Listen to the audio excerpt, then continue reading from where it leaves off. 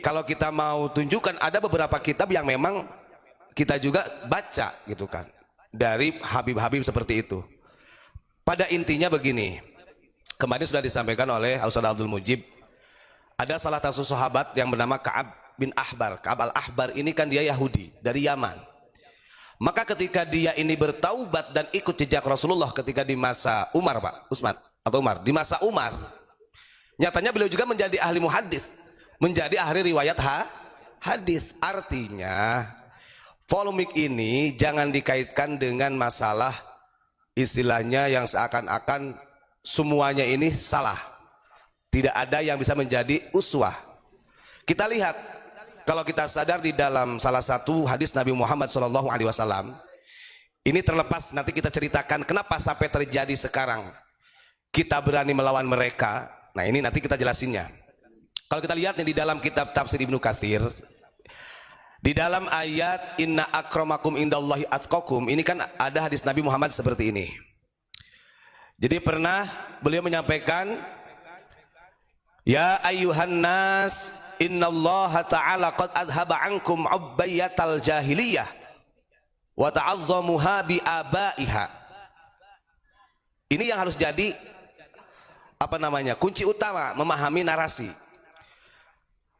Nabi Muhammad itu menyampaikan kepada para sahabatnya, wahai manusia, sungguh Allah telah menghilangkan tradisi kesombongannya daripada kaum-kaum jahiliyah yang mana mereka selalu membanggakan nenek-nenek moyangnya.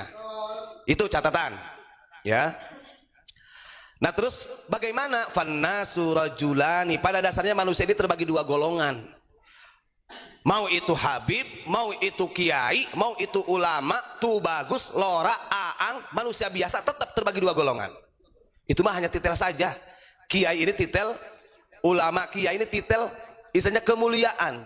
Gak ada bedanya seperti habib. Tapi di mata Allah cuma terbagi dua golongan manusia itu. Rajulun barrun taqiyun karimun, atau rajulun birrun taqiyun karimun. Yang pertama ada manusia yang kategorinya adalah orang yang baik, bertakwa dan mulia. Artinya berarti dia ikut jejak Kanjeng Nabi, melaksanakan perintah Allah dan menjauhi larangannya, serta ikut mutabiati syariatin Nabi Muhammad SAW. Itu satu golongan. Yang kedua, warajulun fajirun saqiyun hayyinun 'alallahi ta'ala. Yang kedua golongan seseorang yang fajir, lacut, jahat, zalim. Saqiyun yang nantinya akan celaka, hayyinun 'alallah, dan juga dia menghinakan terhadap Allah. Intinya ada orang baik, ada orang buruk. Itu yang jadi garis besarnya patokan kita.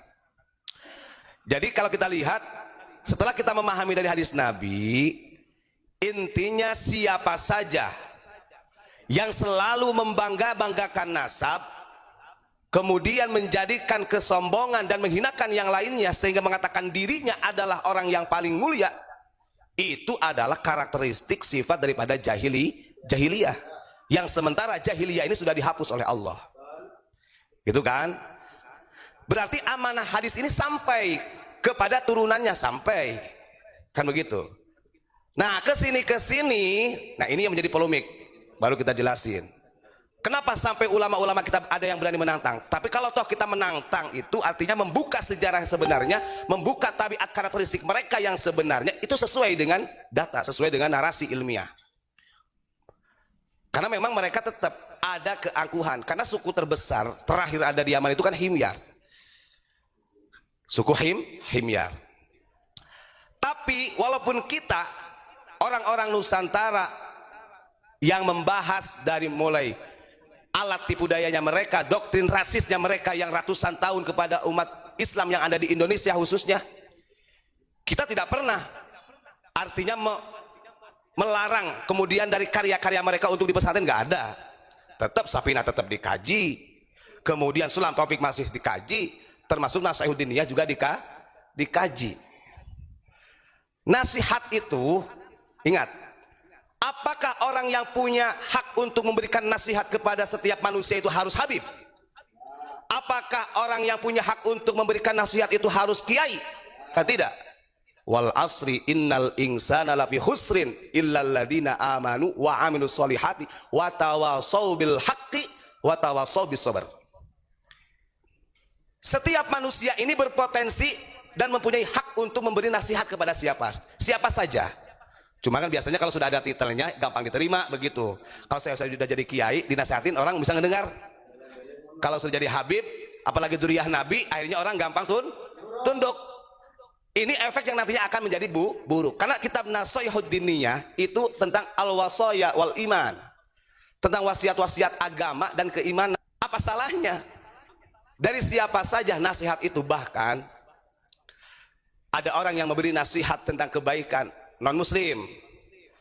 Saya ditegur andai kata dengan orang yang non muslim. Kamu harus begini, jangan melakukan hal ini, gitu kan. Ini berkaitan dengan orang non muslim lah gitu. Yang sekiranya ini adalah nasihat yang baik dan maslahah mursalah, kemaslahatan secara sosial, harus diambil. Nah, di situ sebenarnya yang dimaksud dengan watawasau bil haqqi watawasau bis sabr.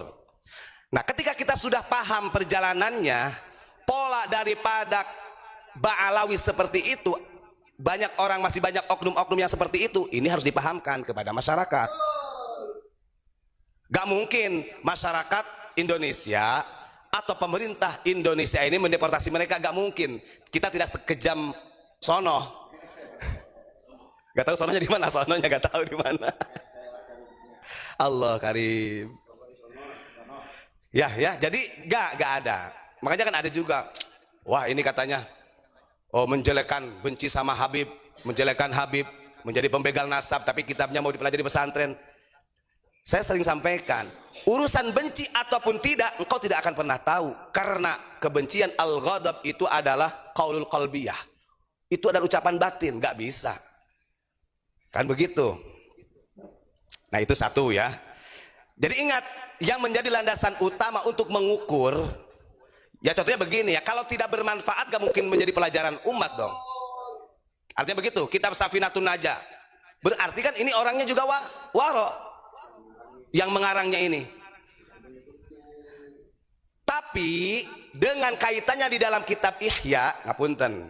Kenapa di dalam kitab Ihya yang kita bacakan, kritik kerasnya Imam Ghazali kok bukan ke orang biasa.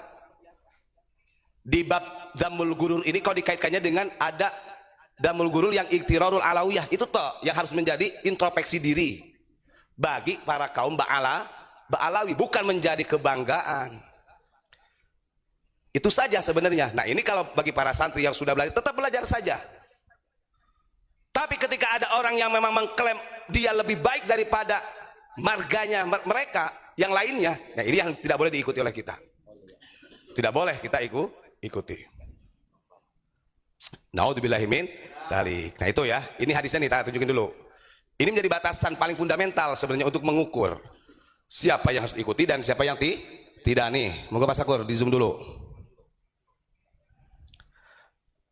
Jadi ada rajulun birun taqiyun karimun 'ala Allah wa rajulun fajirun saqiyun hayyinun 'ala Allah taala. Oke ya. Nasoihud Diniyah ini, adanya kitab Nasoihud Diniyah ini di abad ke-11. Itu kebetulan Pak yang menulis kitab Nasoihud Diniyah ini adalah Habib Abdullah Al-Haddad yang merangkum Rotibul Haddad. Walaupun itu adalah mengadopsi atau mengambil daripada rotibnya Syekh Ahmad Ar-Rifai, kan begitu. Gak jadi masalah, karena itu ada wasiat-wasiat agama. Siapa saja masalah wasiat itu. Karena tadi watawassaw bil haqqi watawassaw bis sabr. Terus kemudian ini berkaitan dengan yang terjadi di Indonesia. Kalau di daerah-daerah luar sana, di Timur Tengah yang lainnya, orang-orang itu sibuk menyembunyikan identitas daripada dzurriyyah Nabi. Nah, kalau di Indonesia sibuk menyebarkan, memperkenalkan bahwa dirinya sebagai dzurriyyah Nabi, itu kan sudah berbeda. Karena begini, kenapa di luar sana mereka sampai menyembunyikan? Satu, ini sesuai dengan amanahnya Sayyidina Ali Zainal Abidin, keturunan dari Husain, Sayyidina Husain. Beliau itu kalau ada yang nyebut, ini Ahlul Bait, selalu nangis. Bahkan ketika ada orang, loh kenapa jenengan kok nangis, jenengan ini Ahlul Bait kok dijamin surganya oleh Allah, beliau menolak hal itu. Itu bukan urusan saya. Ahlul Bait itu cuma 5 orang kata beliau. Satu itu. Yang kedua, yang paling menjadi rahasia secara geopolitik dunia nih. Kenapa identitas tentang As-Sayyid Asy-Syarif ini disembunyikan? Karena secara nyawa lahiriah begini terancam. Karena mereka nggak suka dengan duriah-duriah Nabi. Bisa jadi semua duriah Nabi itu harus dimusnahkan di muka bumi. Itu. Tapi kenapa di Indonesia? Nah, itu sebenarnya itu. Kita belajar dari sejarah itu saja sudah. Saking orang Indonesia itu baik-baik orangnya ya, loman. Padahal mereka nggak tahu orang Indonesia ini banyak duriah Sayyid Asy-Syarif. Cuma sudah sudah bercampur tanahnya. Jadi tanahnya udah bercampur. Jadi ada yang dari tanah Mesir, Mekah, Madinah bercampur dengan tanah Jawa. Jadi beginilah hasilnya, begini bentukannya seperti ini. Makanya jangan salah. Makanya kalau kata Nabi, di akhir zaman ini orang itu akan sulit mengukur daripada mana yang harus diikuti sebagai ulama. Dulu, kenapa para wali songo dari duriahnya wali songo tidak mau istilahnya membuka identitasnya? Ya di antaranya juga itu alasannya. Ancamannya sangat besar. Di sisi lain memang banyak orang-orang yang tidak suka. Secara lembaga Rabithah Alawiyah ini juga ada agak-agak aneh nih saya tuh kadang-kadang. Maulana Habib Lutfi mengatakan begini, kemarin dalam bahasa Arabnya. Kan li anna sadatal ba'alawi. Nah kita ngapunten, kita berani membaca kitab seperti ini memang karena disuruh Abu Yamam Magufron ya. Karena kalau nggak disuruh ya nggak berani. Backingannya pusat. Backingannya pusat.